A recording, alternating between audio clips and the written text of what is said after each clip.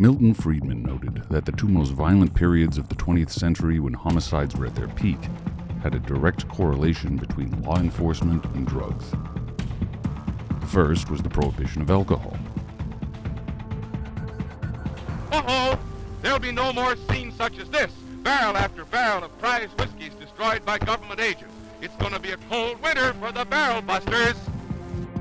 The second began in the early 70s. It's no coincidence that 3 years after Richard Nixon declares the war on drugs, that Pablo Escobar begins to develop his cartel, which eventually turns him into one of the richest men alive at the time. Without this program, his venture never would have been possible. It paved the way. In fact, it would be fitting to call the war on drugs a critical juncture for a criminal empire. A group of cities have set up the European Cities on Drug Policy. And what they say is, our national governments hold us down. We in the cities face the problem, and we must come up with different approaches. Not only has prohibition plagued many of the modern American cities with violence, but it has probably been the cause of drugs becoming stronger, more addicting, and more deadly. The theory behind this effect is called the iron law of prohibition, a phrase first used by economist Richard Cowan in his 1986 essay, How the Narcs Created Crack, in which his conclusion is drawn that the harder the law enforcement, the harder the drug. The harder the law enforcement, the harder the drug. The inherent risk in the business of illegal drugs comes in two major categories: storage of the product and transportation of the product. When these are your greatest risks, the best method of maximizing your profit is to make the product smaller and stronger. Each shipment generates more revenue, and the product is now something that the consumer can develop physical dependency for, generating greater demand and allowing the supplier to charge an exorbitant premium. We've seen evidence of this throughout history. How, for instance, coca, an ingredient which used to be found in Coca-Cola, turned into cocaine. And laudanum, commonly found in most pharmacies, evolved into heroin, one of our most destructive and dangerous illegal opioids today. The greater the risk, the stronger the drug, the lower the supply, the higher the demand. We are clinging on to prohibition and the war on drugs as if they were giant security blankets and that we couldn't live without them. I think we could live without them very well and control drug abuse and control crime much better by new approaches. But where is the relevance of any of this in respect to the major components contributing to the homeless crisis in our urban environments? Well, as it turns out, prohibition may be the most detrimental piece of legislation affecting more components to the crisis than any other aspect.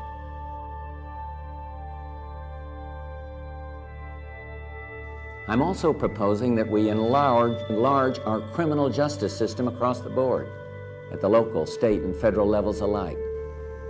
We need more prisons, more jails, more courts, more prosecutors. You know, I've been in Skid Row for 2 years now, and I've learned a lot about the people here in Skid Row. I now call them my brothers and my sisters. We're people. Yes. I ask every day, I question in my head, why? Why are there so many black folks living in Skid Row? Why? As Pastor Q said the other day, it's just another reservation that we've been exiled to. In consideration to race, the largest group of the homeless population in Los Angeles is black. It is also the greatest overrepresentation of a race. The percentage of black citizens in LA is actually lower than the national average of 13%.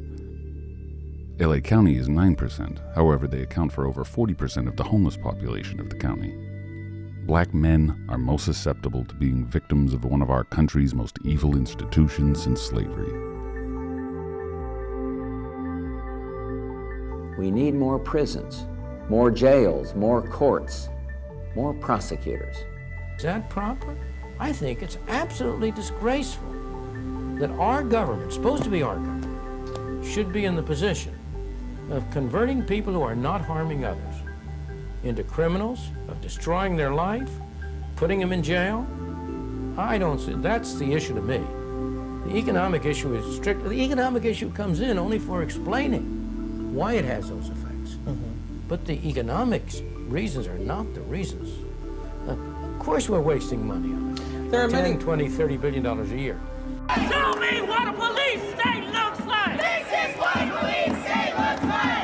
Show me what a police state looks like! This is what a police state looks like! Show me what a police state looks like! This is what a police state looks like! Show me what a police state looks like! This is what a police state looks like! Show me what a police state looks like! This is what a police state looks like!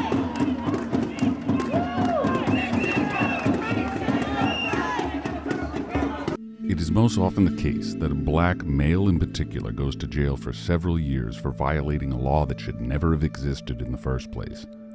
When they get out, they have no skills or motivation and a felony on their record, making employment next to impossible. As if employment wasn't difficult enough to begin with for their demographic.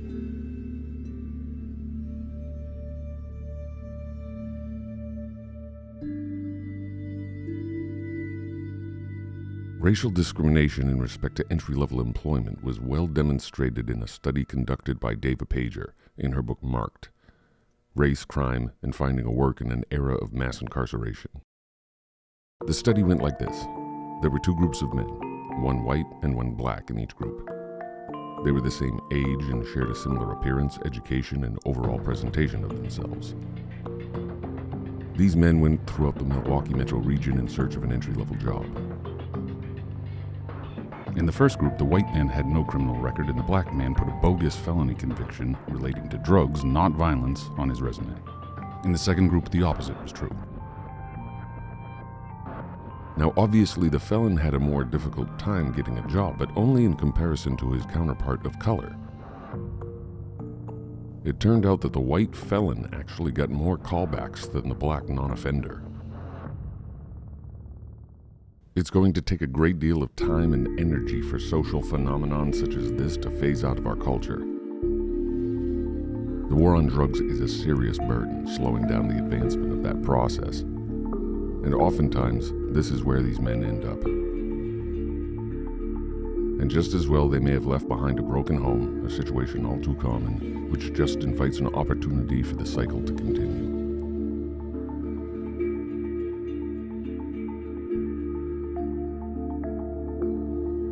The police in our neighborhood deal with that high state of tension, on a daily basis.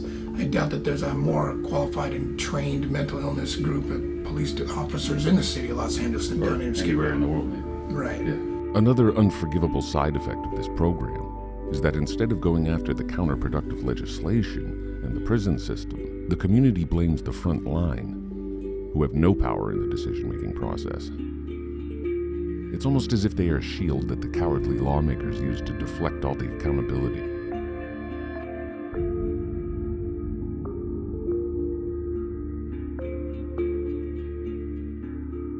A drive to end prohibition should not fuel the mentality that law enforcement is pure evil and a blight on the homeless community.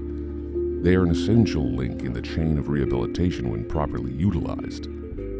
Solutions like this are far from the answer. This would be more realistic. Los Angeles should have more police, less of a need for them, and a much smaller prison population. Criminalizing drugs can make the police a problem, but it gives them a problem they shouldn't have to deal with, and in effect, prevents them from doing their real job. If the system were rewired to function ethically and efficiently, the job of a police officer would be extremely boring. There used to be something down here called a special prosecutor. And what special prosecutors did were able to know the area intimately. So they could help identify which cases were warranted more attention in the court. So a person that is a known user, low money guy, that's constantly going in and out, and gets a lot of focus, as opposed to the one guy that's actually doing the drug dealing and keeps slipping through. Special prosecutors, knowing the neighborhood intimately, working hand in hand with the police department, used to target, the drug dealer, the predator, in a way that you take away that predator, and a lot of the behavior, will dissipate. Right? You don't have those guys taking advantage of the population, and for whatever reasons, those don't exist in Skid Row and in other neighborhoods anymore either. So it's that type of tool, that could allow law enforcement more power to police that type of drug activity, which would then help us. It's kind of hard to have a recovery zone down here, in and around the missions, people trying to get well, people trying to, whatever that is, and then go right onto the sidewalk and have, the option to go drink and use again. It's a moral problem. It's a problem of the harm which government is doing.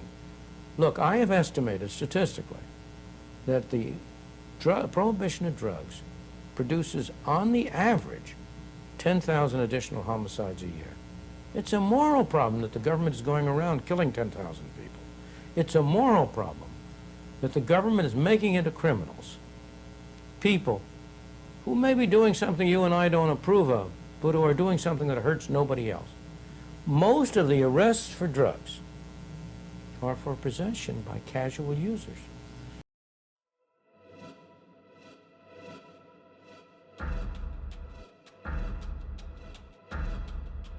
Skid Row is one neighborhood, if you will, in Los Angeles where the gangs cooperate. There's no turf war in Skid Row. Equal opportunity. Bloods and Crips, side by side, corner to corner, do not argue about turf in Skid Row. It's equal opportunity. You want to know who the drug dealers are, you go stand on the corner for 20, 30 minutes and the best dressed guys out there. They're here all the time. The end of prohibition could be the most effective tool of removing the predators from an environment where those suffering from drug addiction are supposed to be seeking rehabilitation. And of those that are of the greatest risk are those whose substance abuse disorders are comorbid with one of the severe mental health illnesses.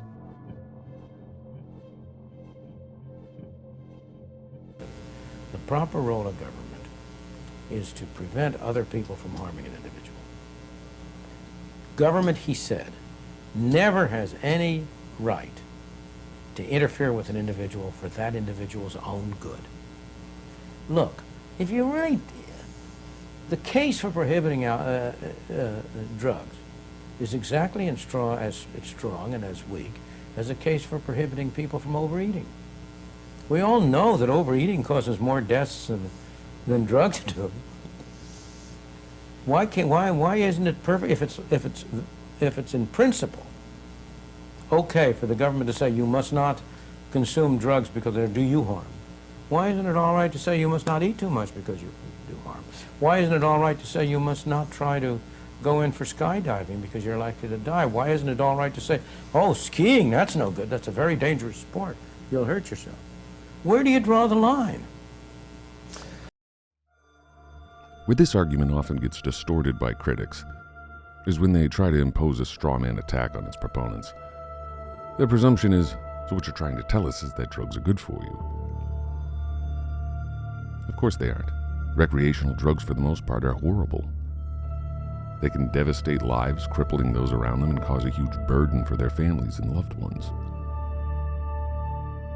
The same is true with alcoholism, or the health issues that can be a byproduct of morbid obesity from an addiction to high fructose corn syrup, such as type 2 diabetes, claiming over 450 million victims worldwide since 1980. The claim has nothing to do with whether or not drugs are good. The claim is that prohibition has zero positive effects and a whole host of devastating ones. Just the fact that it provides the greatest source of power to organized criminals should be enough to take it off the books. But it also perpetuates poverty and exclusion from society for the disenfranchised because it makes the criminal option temporarily more profitable than the educated or skilled service.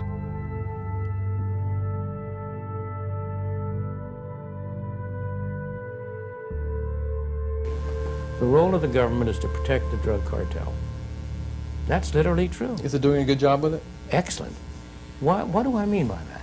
In an ordinary free market business, let's take potatoes, beef, anything you want. There are thousands of importers and exporters. Anybody can go into the business. But it's very hard for a small person to go into the drug importing business because our interdiction efforts essentially make it enormously costly. So the only people who can survive in that business are these large meddling cartel kind of people who have enough money so they can have fleets of airplanes, so they can have sophisticated methods, so on. So in effect, in addition to which, by keeping goods out, by arresting, let's say, local marijuana growers, the government keeps the price of these products high. So what more could a monopolist want? He's got a government who makes it very hard for all his competitors and who keeps the price of his product high. It's absolutely heaven. I would hardly say to anyone in law enforcement that they've been a wild success in terms of controlling cocaine or any of the drugs. They've just got to face the fact that what they're doing, while well-intentioned, doesn't work. At the local, state, and federal levels alike. The worst of these unintended consequences are the acts committed against impoverished families.